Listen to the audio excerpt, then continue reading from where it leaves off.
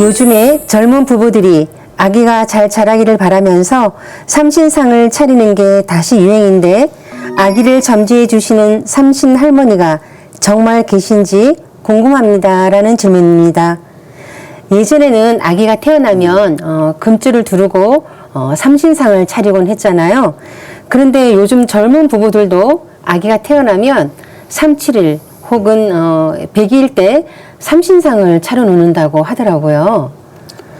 예, 아마도 아기를 낳은 부모들의 본능적인 행동이 아닐까 이렇게 생각이 듭니다. 예. 그 심령과학자들의 연구에 따르면은 이제 아기가 어머니 자궁의 자리를 잡고 나면 두세 달이 지나고 나서 이제 하늘에서 그 이제 영혼이 내려와서 그 태아의 배꼽줄을 통해서 모태로 들어간다고 합니다. 이것을 이제 입혼이라고 하거든요. 입혼, 혼이 들어간다. 네. 그래서 입혼식을 이렇게 치르게 되는데요. 그때 아버지 부계, 어머니 모계의 그 조상 설령신들 그리고 보호신이 와서 입혼식을 한다 이렇게 이야기를 하고 있습니다. 그리고 나서 이제 몇 달 동안 더 이제 10달을 채우죠. 10달을 채우면서 잉태 기간이 끝나면 조상신이 하늘에서 내려와서 이제 어머니가 아기를 낳을 때 그때 와서 산모를 간호하고 이 새로운 생명의 탄생을 주관하게 되죠. 이게 탄생의 과정이다.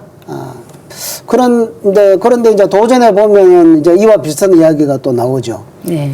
상자님께서 처음 이제 김형렬 성도의 집에 들어가셔서 이제 천지 공사를 시작하려고 할 때 김형렬 성도의 안내를 받아서 제비 창고에 있던 김형렬 성도 집으로 들어가시죠. 근데 집으로 또 들어가는데 상자님께서 자네 집에 산기가 있네 그려 이러니까 김형렬 성도가 깜짝 놀라가지고 어떻게 아셨습니까?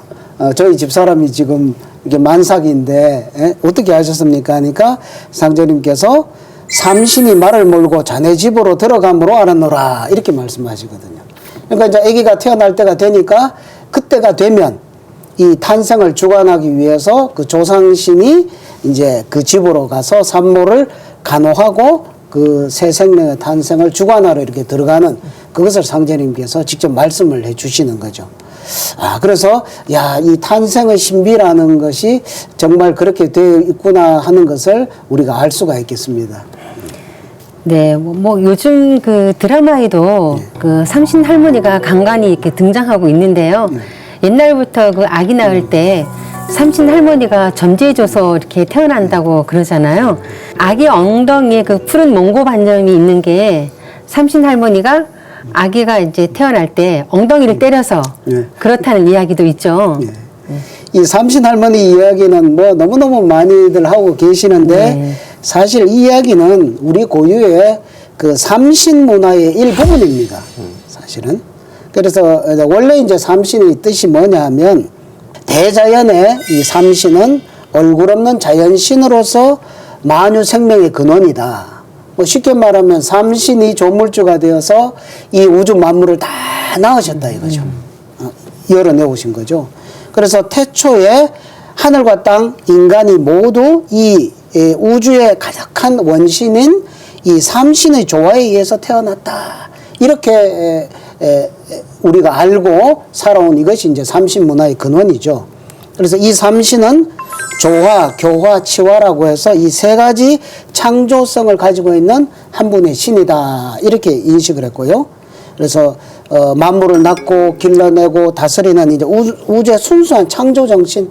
뭐 말은 좀 어렵습니다만 쉽게 말하면 우주의 조물주, 자연신이다. 이렇게 이해하면 되겠고요.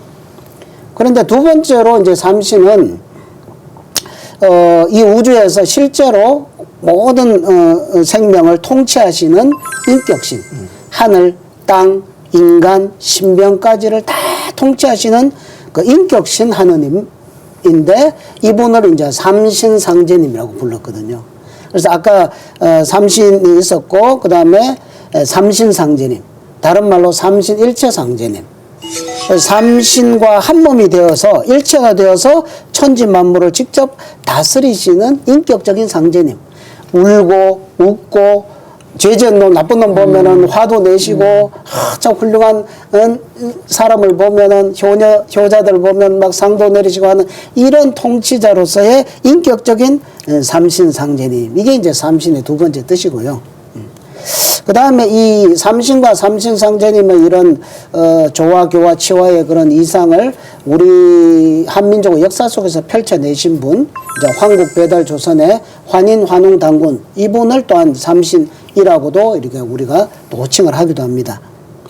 끝으로 네 번째 이 삼신은 각 성씨의 조상님들, 설령신들, 이분들이 이 만물을 낳는 자연의 삼신을 대행해서, 삼신은 모든 만물을 지어내는 거죠. 그래서 그 만물을 낳는 삼신을 대행해서 자손을 타내리는 삼신이 된다.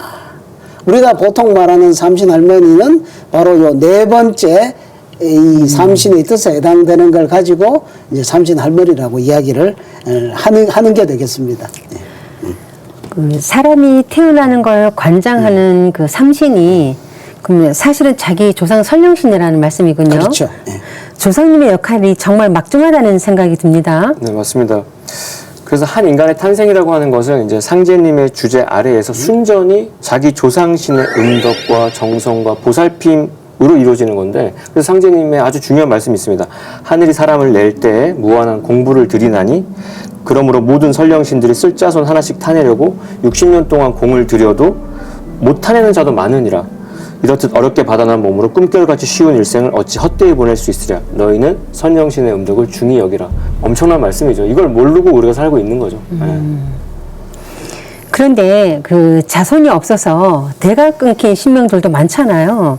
그럼 이분들은 그 자손을 타내리는 그런 삼신이 되고 싶어도 그럴 수 없겠네요. 네, 맞습니다. 그래서 천상에서 이제 자손이 없는 신명은 지상에 부모 없는 고아랑 똑같다고 보시면 되는데, 왜냐하면 의탁하여 마음 붙일 데가 없는 거거든요. 그래서 상제님께서는 이런 자손 없는 신명님들을 중천신이라고 명명하셨는데, 그래서 말씀하신 게 지금은 천지도수가 정리되어 각 신명에 자리가 잡히는 때다 하시면서 자손줄이 끊겨서 외롭게 이제 떠도는 고독한 중천신을 이제 이 해원시키기 위해서 상제님께서 하신 공사가 뭐냐면 그들을 이제 복록을 맡아서 처리하는 권한을 부여하신 거예요. 굉장히 중요한 역할을 맡으셨는데, 왜냐하면 중천신은 후사를 두지 못한 신명이고요.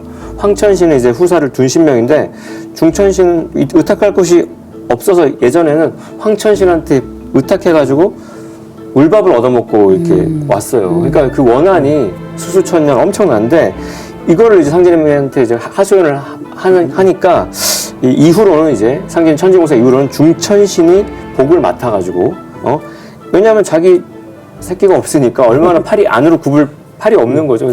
그래서 사가 없이 사정 없이 고루 나누게 한다. 그래서 살고 죽는 판단은 중천신이 하니까 중천신한테 빌어야 또 조상끼리 열린다는 말씀까지.